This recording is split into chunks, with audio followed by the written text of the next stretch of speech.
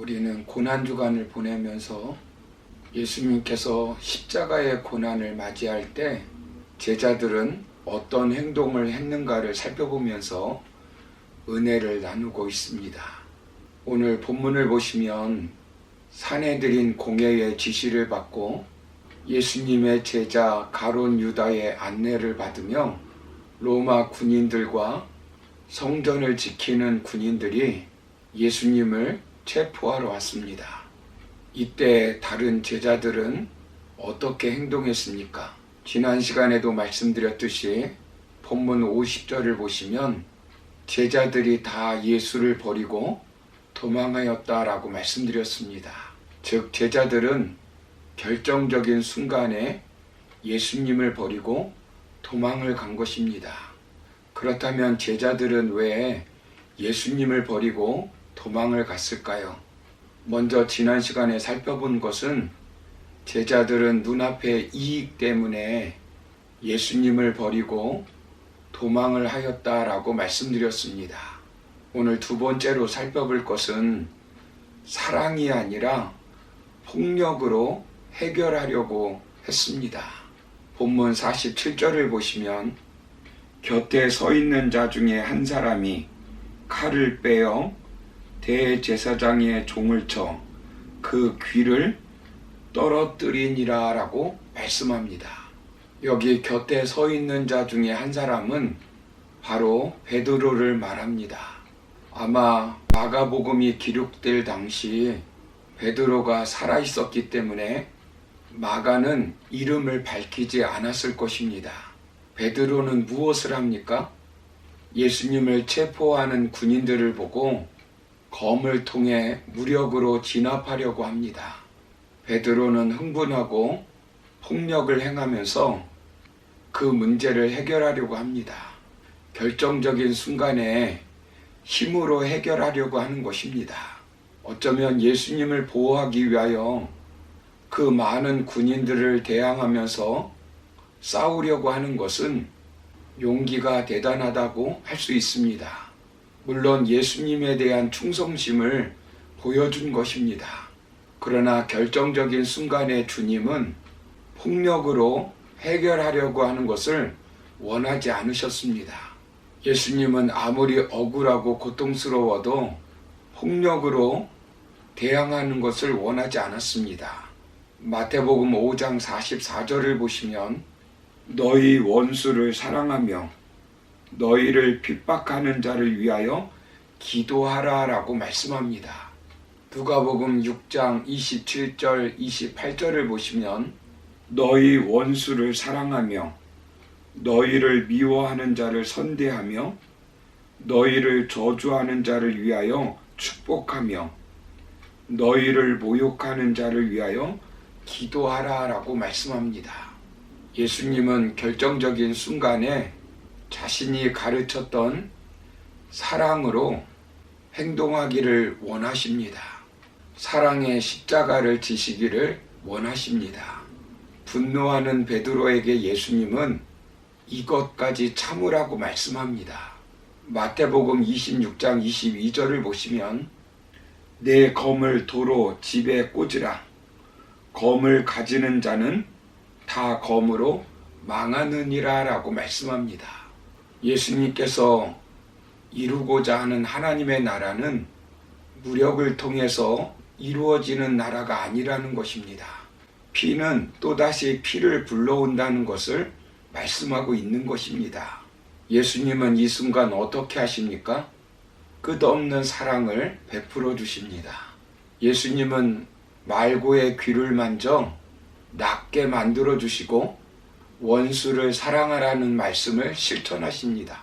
십자가에서 자신을 저주하고 침뱉는 사람들, 폭력을 가하며 고통을 주는 사람들을 끝까지 사랑하십니다.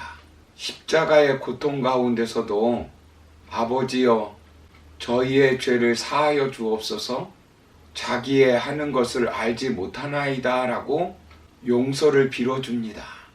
원수도 용서해 주시고 배신자도 용서해 주시는 예수님의 사랑의 모습을 우리는 볼 수 있습니다. 그렇기 때문에 마가복음을 기록한 마가가 자신의 배신과 아버지처럼 섬겼던 베드로를 비롯한 제자들의 배신을 고발자가 아니라 고백자의 관점으로 기록하고 있는 것입니다. 생각해 보십시오. 베드로는 마가가 마가복음을 기록할 당시 이미 회개하고 초대교회의 지도자가 되신 분이십니다. 모든 신앙인들로부터 존경을 받으며 수많은 기적을 일으키며 하루에 3,000명을 회개시킨 사람입니다. 그런데 베드로가 예수님께서 겟세마네 동산에서 기도하는데 기도하지 않고 잠만 자다가 실수했다고 기록하고 있습니다. 혈기 부리다가 시험 들어 대제사장의 말고의 귀를 베어버렸다고 기록하고 있습니다. 3번이나 부인하고 저주를 퍼부었다고 기록하고 있습니다. 여러분, 인간적으로 이것을 어떻게 알았겠습니까?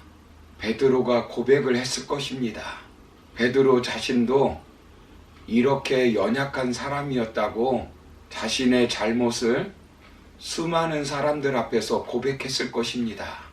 마가도 들었을 것입니다. 그리고 자신도 겉옷을 버리고 벌거벗은 몸으로 도망하였다는 것을 고백하고 있는 것입니다. 어떻게 이런 변화가 가능할 수 있었을까요? 예수님의 사랑 때문입니다. 예수님께서 배신한 그들을 찾아가 용서해 주시고 다시 사명을 주셨습니다. 그리스도의 사랑을 받은 제자들은 남의 허물을 보고 정죄하는 것이 아니라 자신의 들보를 보고 고백하며 사는 것입니다. 사랑으로 모든 것을 용서하고 받아들이고 서로 위로하며 가기로 결단한 사람들입니다. 이 세상에서 우리가 살아갈 때 폭력이 이기는 것이 아니라 사랑이 이기는 것입니다. 로마는 폭력으로 세계를 정복할 것 같지만 예수님의 사랑에 무릎을 꿇었습니다. 빵을 만드는 일이 평생 꿈인 사람이 있었습니다. 그는 잘 나가는 IT 기업에 다니고 있었지만 꿈을 포기할 수 없었다고 합니다. 그는 일을 하며 빵 만드는 기술을 배웠다고 합니다. 그렇게 10년의 준비 끝에 드디어 빵 가게를 열고 시작을 했다고 합니다. 그 남자에게는 초등학교를 다니는 딸이 하나 있었는데 아침마다 딸에게 갓 구운 빵을 주었다고 합니다. 하루는 학교에 다녀온 딸에게 아침에 준 빵이 맛있었느냐고 물었다고 합니다. 그 딸이 맛있었어. 생크림이 특히 좋았어요. 이렇게 말하더랍니다. 아이의 이야기를 듣고 그 남자는 깜짝 놀랐다고 합니다. 왜냐하면 아침에 만들어준 빵은 생크림이 아니라 초코크림이 담긴 빵이었기 때문입니다. 딸에게 무슨 일이 있나 싶어 그 남자는 딸의 뒤를 따라갔다고 합니다. 그런데 딸은 학교 앞에서 폐지를 수거하시는 꾸벅 인사를 하고는 빵을 드리고 학교로 들어갔다고 합니다. 그래서 빵이 어떤 맛인지 몰랐구나. 딸의 마음씨가 너무나 예쁘고 대견스러워서 아빠는 그 다음 날부터 빵을 2개씩 주었다고 합니다. 그리고 장사가 끝나고 남은 빵은 주변의 불우이웃들에게 나누었다고 합니다. 그런데 그 작은 선행이 주위에 소문이 나는 가게가 되어서 대박나는 빵집이 되었다고 합니다. 사랑하는 성도 여러분, 우리가 살아가는 삶의 현장에서 힘의 원리로 살아가는 것이 아니라 사랑의 원리로 접근해야 합니다. 예수님께서 마태복음 22장 37절 이하에서 이렇게 말씀합니다.